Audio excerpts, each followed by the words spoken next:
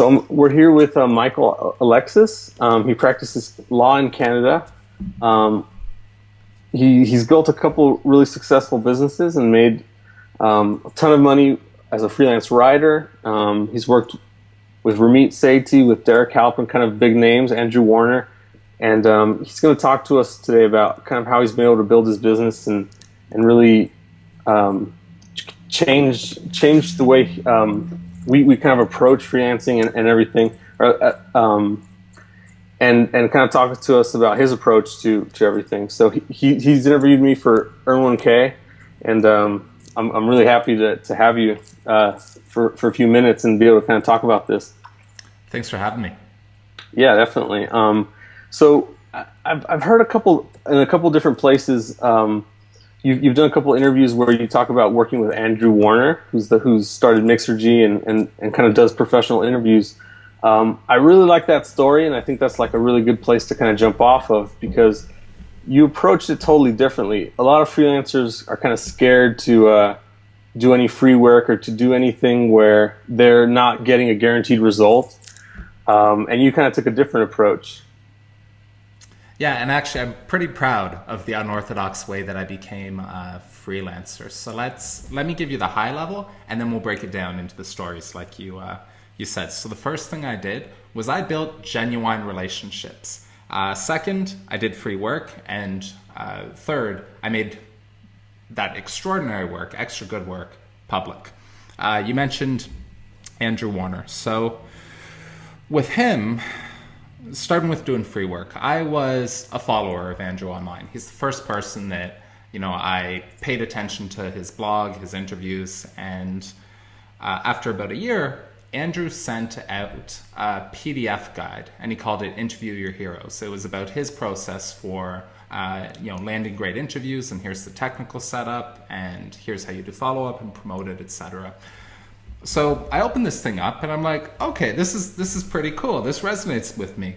But as I'm reading through, as somebody who's has some natural ability as a writer, who has read plenty as a student, as a law student, as some of the other jobs I've had in the past, I was looking at it critically, thinking this isn't written as well as it could be. So I sent Andrew back a quick email. It was maybe an hour after he sent this thing out, and it just said, hey, this is awesome, but I think it could be a little bit better. Here's an example. And I pulled out one of his sentences that was particularly chunky, right? A few too many words, a few kind of like awkward sentences, phrases, whatever. And I wrote, for example, this is how I'd improve it. So literally 5 minutes of work on my part, right? Here's an example of something bad. Here's an example of how I'd make it better. Fired that back to Andrew, and he wrote back right away, this is like fantastic. I've been looking for an editor and I couldn't find a good one, right? He wanted to hire somebody to do this, but when he went to, I think he said he went to freelancer.com or something, there was just nobody that met his criteria. Right. So then I told him that I'd go through the rest. Actually, I finished editing that guide for free, and it was later on that he became a client. So what did this do? One, it showed him that I was technically competent, right? I'm a good writer. I know how to do the work. And now all of a sudden, I've solidified myself in his mind as a good writer. What else did it do? It showed him that I'm just like a nice, generous guy. This wasn't done with the intention of, oh, if I do this for Andrew, then he's definitely going to become a client. It was with the intention of, I like this guy and I want to help him out, right? Yeah, nothing nefarious. And when you do free work, I think that's so important. People, if you approach it and say, oh, I'm going to do free work and it's going to lead to something else, people can smell that on you. And nobody wants to be deceived. Nobody wants to feel like they owe you something. And that's what I was able to avoid with Andrew and other clients later on. I'll tell a couple of other stories in a minute. So we finished editing that guide. Afterwards, he was like, oh, I want to do more of these guides. And he started releasing PDFs about, there was one that we put together based on his interview with Eric Ries, and there was one based on a couple of other people. So, pretty PDF guide. The deal that we came up with was three-way. Andrew had a designer do the work. They get 1/3 of the profits. He gets 1/3 of the profits for, providing the content to the audience, and I get 1/3 of the profits for doing the writing. So I went from hadn't never really freelanced much in the past to partners with Andrew Warner. Pretty cool. Cool. Yeah, I think it speaks to just like how you said, like the approach that you took and the mentality, the mindset where you instead of saying, this guy's not going to pay me, I'm not going to do anything for him, you said, hey, I like this guy, I like his content, I like what he's been able to do, and I can help him, so why not, send over 5 minutes of my time and kind of, he's already given me stuff, so why not give it back to him? Yeah, cool. For sure. Let me give you another story and kind of blend in the doing free work in with relationship building. So I'm going to tell you about how I got working with Ramit Sethi. I did this interview show online where I was interviewing successful writers. And, at first successful writers, eventually narrowed it down to bloggers. Interviewed Ramit with the deal that, hey, I'm going to interview you. It'll go posted on my site, and then I'll write an article about it. It'll go up on a site called ProBlogger. He said yes. He spent an hour with me. I wrote an article. I actually wrote a couple of articles because the interview was so rich in content. And what did this do? Talk with somebody for an hour, and they're probably going to remember you for a long time. Like, Robert, you mentioned that I interviewed you for Earn 1K. That was almost 2 years ago, but we still remember each other, right? Yeah. With Ramit, okay, that man gets 600 emails a day. How do you stand out? A 1 hour conversation is a pretty good way to do it. Especially when, I came very well prepared to the conversation, right? I did my research. I came up with great questions. I asked interesting follow-up questions, and it was a good chat. So after that, writing the articles, where did this lead? 3-4 months later, Ramit actually reached out to me again, and he said, look, we did that great interview last time. Could we please do another one? I'm releasing this course called Dream Job, his course about how to, find better work, negotiate raises, etc. Can you interview me and write an article about it again? So it's yeah, of course I will. That's great. I can't believe Ramit's asking me for something. I'd love to do him the favor because he did me such a huge favor the first time, right? I had no audience. He wasn't getting a lot out of it other than maybe a couple of links. So the second time, I interview him, I start writing the article, and your audience can Google it. It's called Ramit Sethi Exposed, How He Earns Millions Blogging. And this isn't a standard article, right? It's not like your 300 words that you panded out in 15 minutes. It took me 30 hours to write. Partly because it's so long, I think it's 7,000 words or something, but also because I just obsessively made it better and better and better. I've talked in other interviews about my process, and maybe we can link that up later on, but it's okay, write this thing and then review it 100 times. People tell me that they read my long articles at a whole nother level, right? They don't just browse it online or skim it or make notes. They print it out, they highlight it, and then they make notes about it after. That's quite flattering. But I read it a level above that because I'm the one publishing it. And right down to the comma, period, word, I want to make it perfect. What's the point? The point is this turned out to be another example of doing free work for, one of these kind of high value, high profile clients. Ramit saw that. When it went live, I got an email from Ramit that was just man, that's amazing. That's the best whatever I've ever seen. And I got an interview from Andrew Warner that said, dude, that's friggin' great. I've sent it to my Kindle so I can read it later. And I got an email from Derek Halpert that said, dude, how do I get you to write articles about social triggers, his business? And Chris Gillibo reached out as well. Handfuls of pretty high profile people. So did this free work.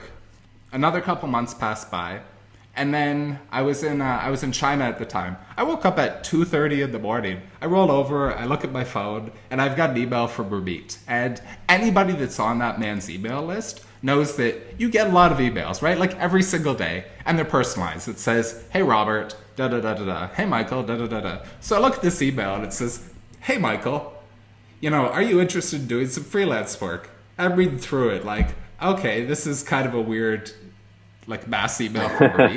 But no, it's customized, right? Here I am at 2:30 in the morning, and he wanted to chat. So we got in a conversation, and he wanted to hire me to do case studies for him. Again, that's why I interviewed you in the past, etc. Why did he do that? Okay, so one, again, he knew that I had the technical ability, right? He knew that I was a good writer because he had seen my work. That's not enough. Like, Ramit has a big community of readers, like hundreds of thousands of people, if not more, follow his work. His network extends to, entrepreneurs and writers all over the world. He could get 1,000 other people that are better writers than I am. So what else was there? Two, the relationship was there. Like, we had had a couple of conversations, we had sent emails back and forth. He knew that I was like nice, reliable guy that he got along with, and he thought, my style would fit with his team. The third thing is the communication. Again, he's a busy guy. A lot of people send busy guys and girls like multi-paragraph emails. Here's the introduction of me, and here's my profile, and here's my portfolio, and if you'd like to consider working together in the future. It's like this big long thing that nobody wants to read, versus my emails are, "Hey Ramit, this is done, thanks, bye." Right? That's what he likes. That's not the same for everybody, right? Some clients like to be coddled a little bit more, but he's a particularly sophisticated one. So these things, the relationship and communication, I think take paramount over technical ability. And that's so important, right? I'm sure there's extraordinary talent in your audience. People who, can design an award-winning webpage if given the chance, or could write an award-winning article, or, could do work that justifies $1, $2, $3, $500 an hour. But to get that work, you also have to communicate in the way that the client wants. You have to be friendly with them. You have to have a little bit more going on. There probably are exceptions, right? Like, once you're good enough, you can probably do whatever you want. But if you're just getting started, if you're mid-level, cater to the client's style. Yeah, that's really interesting. So why do you send such short emails? Why do you said Ramit was sophisticated, but I'm going to assume that, like, even if it wasn't as sophisticated client, you kind of go more direct, and you're really, really upfront and try to go as clear, concise as possible. Yeah, so I've always been my natural ability is as a writer. So for as long as I can remember writing emails, if it was a professional one, right? So professional emails, friend emails, totally different thing. Professional emails, I always tried to be straight and to the point, because again, people are busy. They don't have the patience to read a lot, and also your true meaning gets lost when you just put more words on the page. When I write emails, I aim for them to be 4 sentences, and one of those is like, "Hey Robert." Okay, that hardly counts. And then sentence 1 is give them some context. I'm Michael, and I follow your website, or I'm Michael and I interviewed you a couple years ago, or I'm Michael, I'm a new lawyer here in Guelph. Whatever the appropriate context is, give that to them. Next line, some kind of give them a compliment or something that's getting us a little bit closer to the request that you're going to make. So, "Hey Robert, I interviewed you a year and a half ago. I noticed that you're doing some pretty cool things with Workshop. And I had a couple of questions about it that I'd really like to ask you." And then the next line is, the question, can I interview you on this date and this time? Again, being very, very specific. Or, if I wanted to sell you, it would be, again, not right away, but, I noticed that you've been doing these really interesting things. My background is as a writer. Here's a couple suggestions on how you can make your headlines better. I think this would skyrocket conversions for you, right? And then you read that, you're like, oh, this was a really easy email to read, and I totally get the point, and oh, wow, that actually sounds right for my headlines, and that's something that I was struggling with. I spent like 10 hours writing my headlines, and I'm still not happy with them. So, okay, now we're talking. So, yeah, the short to the point emails are my style as well, but I find that they work with almost everybody. Yeah, right on. And it's I think important to note that, like, sure they're short emails, but you're also getting deep really quickly, and you're doing something really specific for them, either whether it's if you're doing something of value for free, giving them or not, but you're getting really specific about it. And because it's not enough to just write a short email saying, hey, I'm a designer, what's up, so I think that's a really good point that you make. So you've talked about building kind of the relationships with kind of high profile guys and stuff. How do you think that would change if it wasn't a high value, if it wasn't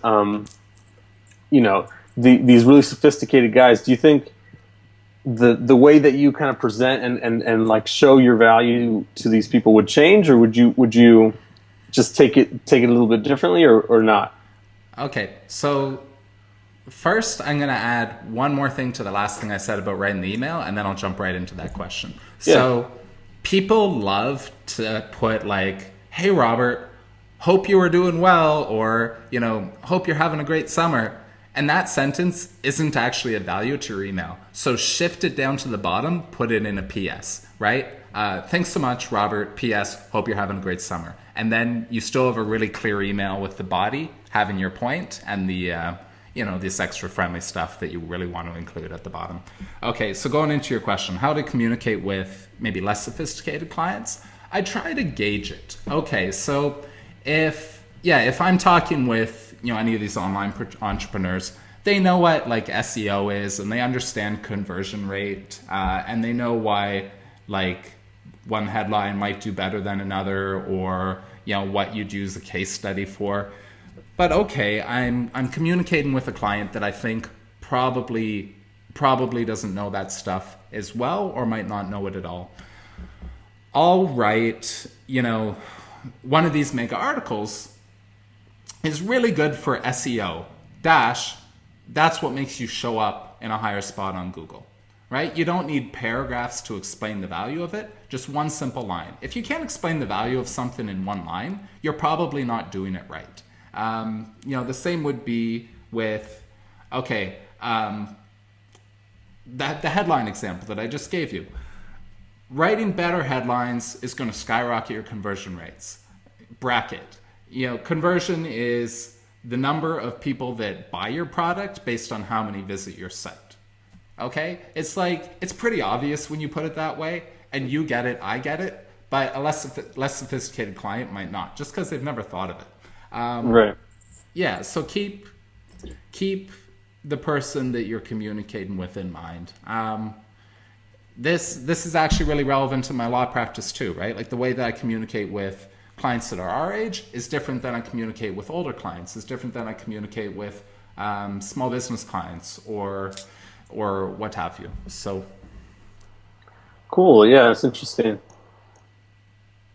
You mentioned a couple other stories you had for us where you're going to talk about kind of how you were able to either provide free work or just making your work kind of public and kind of getting work that way. Do you want to kind of walk us through that? Oh, I'd love to. So I think a lot of people are putting work out there, like making it publicly available, right? So maybe it's on your own website, maybe it's on one of these portfolio websites, maybe it's on Dribbble or something like this. And my understanding is that like occasionally that does lead to work. So somebody finds you and they become a client and terrific. But the vast majority of people on Dribbble, the vast majority of people on DeviantArt or whatever are artists just like you. They're not looking to hire you. So how do you put work out there in such a way that you're going to get more and like good leads?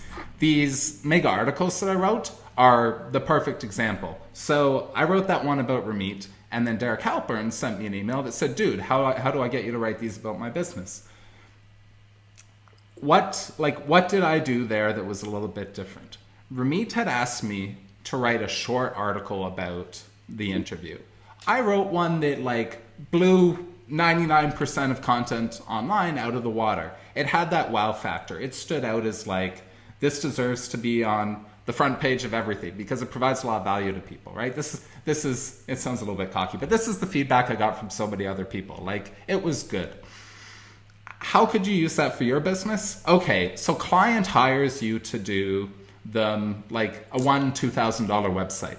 Build them a $5,000 website, right? Don't worry about, did I provide too much value to this client? It's like you can almost never provide too much value. So you build a $5,000 site, it goes up online, and people are going to notice it. If you do your $1,000, $2,000 job, maybe it's just like, it's a good website. Of course it's good, but it's not extraordinary, right? Put extraordinary work out there and more will come your way.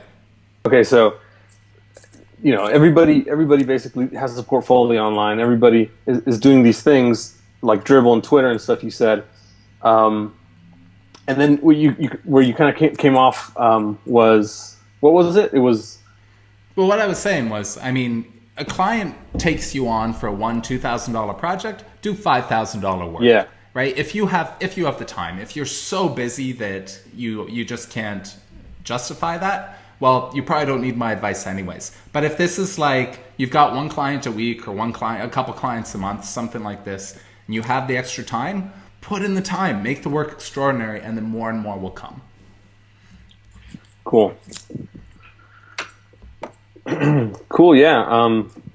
Do you have any other stories or anything you'd like to kind of talk about? I think there's one more topic that has kind of been behind the scenes there, which is, okay, I've been saying do free work, do free work, do free work. Well, when do you stop doing free work? Because we got to get paid too.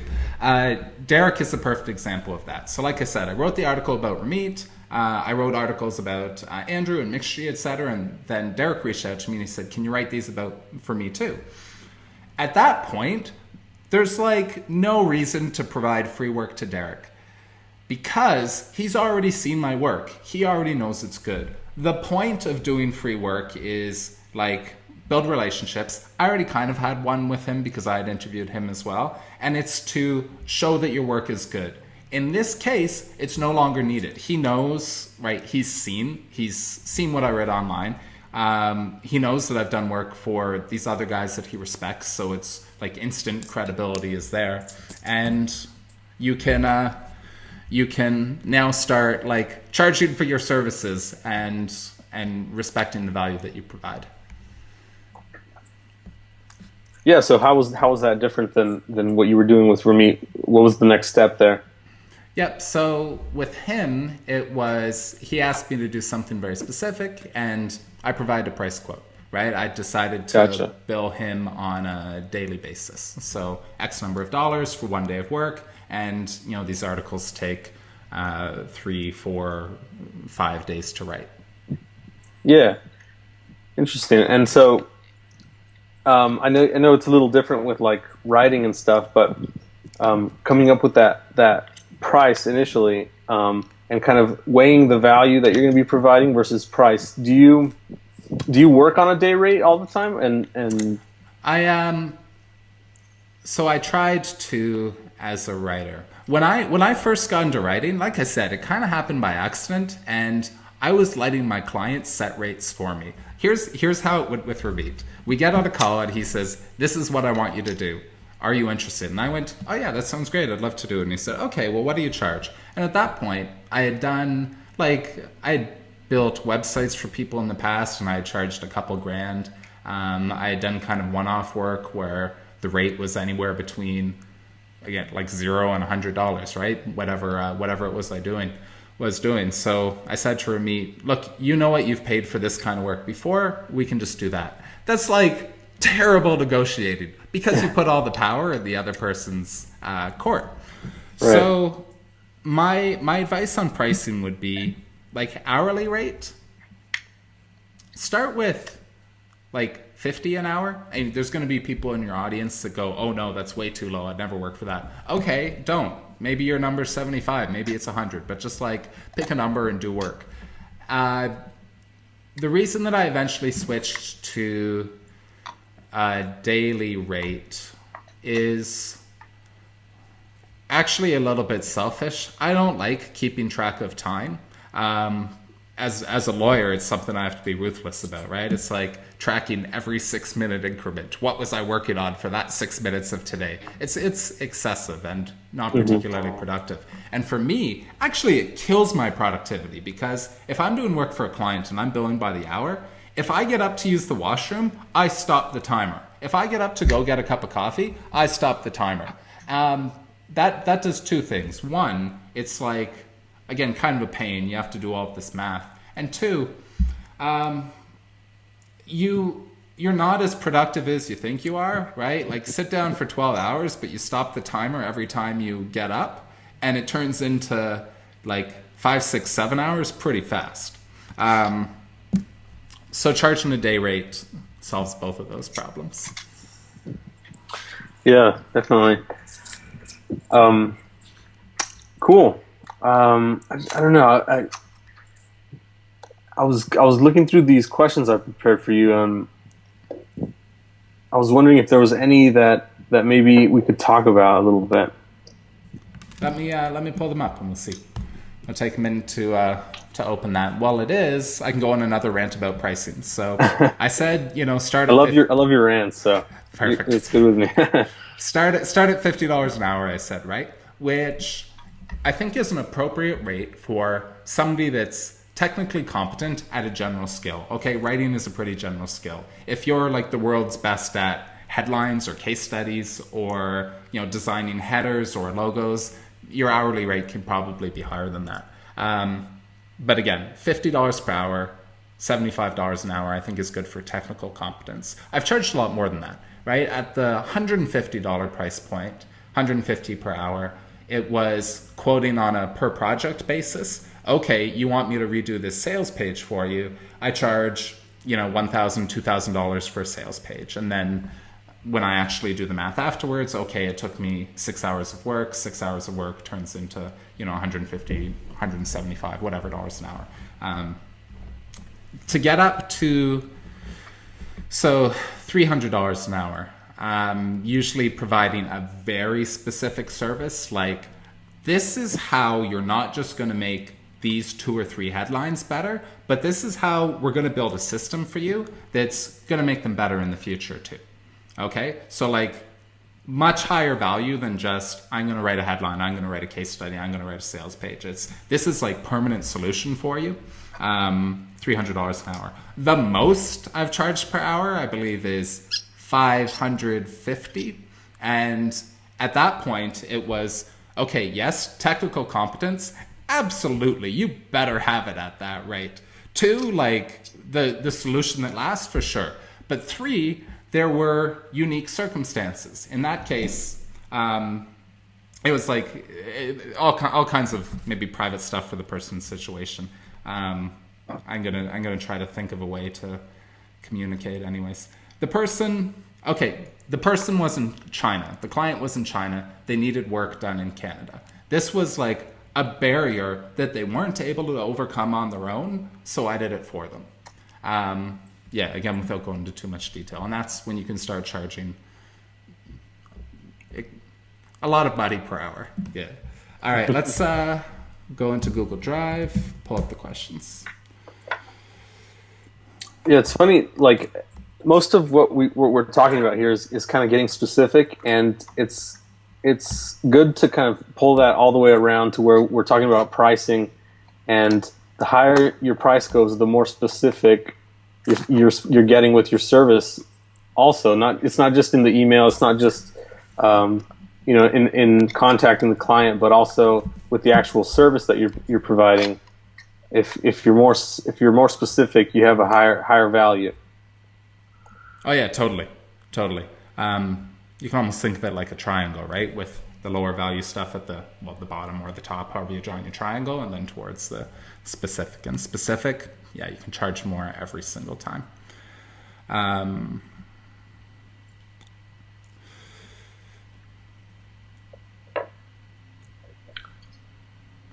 So I'm just reading over the questions.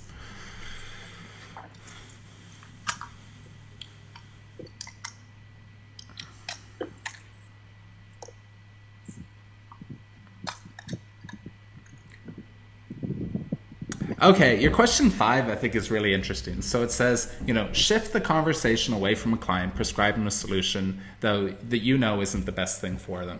This has actually happened to me recently, me in the client position. So I have a side project that I'm working on. It's a PHP-based website, and when I put up an ad for it, this is what it said. I have like a PHP-based website, 3 basic, I think they're called templates. I coded it myself. It's like header, body, footer, and like 2 or 3 variations on the body. I want to have the design on these upgraded. How many people do you think wrote back to me? Like, oh, I'd love to build you a WordPress-based website so we can set up your blog and it will be easy to manage. And I read that and I'm like, I'm not even going to respond to you because I'm not building a blog, right? This is custom PHP that I wrote myself. So, being like, they were trying to be helpful. Okay, that's good. But actually understanding the client's need before you try to change their mind is so important. What would be an example of a time that I've done this in the past? So a client comes to me and they say, Michael, we're doing these sales pages. I'd love to have you involved doing up, let's do some mini case studies and collect some testimonials and write some headlines and like all the body text that goes under the headlines, etc. And I go, okay, that sounds fantastic. They have a general vision of what they want done, but where your expertise comes in is like, okay, we've written these mini case studies, but how do we make them more impactful? Oh, maybe we can include links to like really specific opt-ins. Do we need opt-in material? Something like this. So like, again, truly understanding not just what the client wants, but what they need.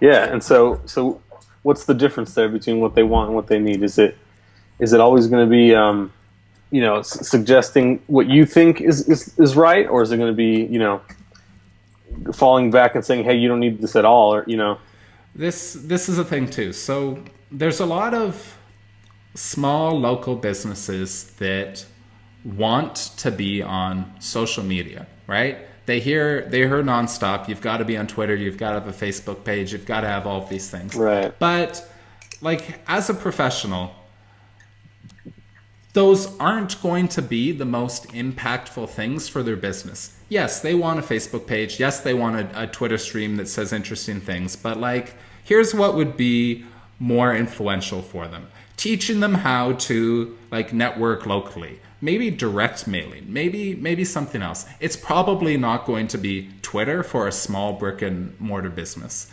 So that's another example of difference between want and need. Can they be the same sometimes? Yep. When the client, again, is probably a little bit more sophisticated or hits on it by chance or got good advice from somewhere else. But more on designers. A lot of people in your community are designers, right? Yeah. So, I mean, somebody comes along and they want a logo that looks just like McDonald's logo. Okay, well, this is going to be the lawyer to be speaking. You're going to get in big trouble. You do not want a logo just like McDonald's. What do you really want? You want a logo that's like iconic, that, puts out your name in such a way that you look like professional and you look like you're everywhere and you look like you're big. Okay, that's something. That's what, so they want McDonald's. They need like professional, big image, like clean, whatever. Contrasting colors. This is another way to segment those two. Yeah, it's interesting. It sounds like you're talking about like it's still what they want, but it's like beneath the surface a little bit. It's going past what they're actually asking for and just kind of assessing what they're asking for actually means. Past the specifics of what they're kind of prescribing already for you. Totally. Yeah, interesting, awesome. Yeah, I really appreciate the time, Michael. It's my pleasure. This was awesome. I have another mechanism that I want to add in here because I hope more and Yeah, more people will use it. So certainly. anybody with, again, a technical skill, whether it's graphic design or you can build websites or you're a great writer or maybe you're an electrician or a plumber, I don't know. If you have a technical skill, people you know will come to you expecting free work, right? It's just like, oh, hey, Robert, we've started a community group. Can you please build a website for me? This has happened to you. I know it has. And for me, yeah, it's, can you do this or that or another thing based on whatever talents I've had in the past. And again, it's not unique to me. This is almost everybody. So what can you do? I think a lot of people just say, yes, of course, I'll help you. And if it's your mom, absolutely just help her. If it's like your brother or your aunt or your best friend of the last 20 years, yes, just help them. But if it's like somebody you just kind of know, but they're still at that stage where either it would be awkward to charge them or that they just aren't willing to pay.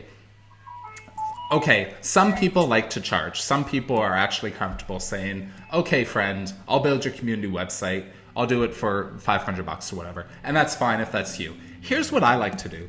I like to say, okay, I'd love to help you with this work, but you donate X amount to this charity that I'm linking to. And this has proven to be a really cool and good thing, right? People see that and they go, okay, well, like, I get that I'm getting value here. It's like pretty cool that Michael's not asking for money. It's just going to a charity instead. And what do I get from it? I was probably going to do the work anyways because I like to help people. But now all of a sudden my favorite charity is getting, maybe it's $50, $100, $150, depending on like the amount of work. The number's going to change. And potentially somebody gets a tax receipt too. And we all could use more of those. Hey man, I like that idea. I don't know if I've heard you say that before, but that's just like a win-win situation for everybody, I think. So, oh, totally. Pursue win-wins. Yeah. Awesome, man. Well, I want to be really mindful of your time because I know you're a busy consultant and all that, super famous and everything. So, but I really appreciate everything, all your wisdom and help here today. So, I think, like I said, the rest of the stuff is going to be coming out in a few months and everything. But I really appreciate it. Oh, it's my pleasure. Thank you.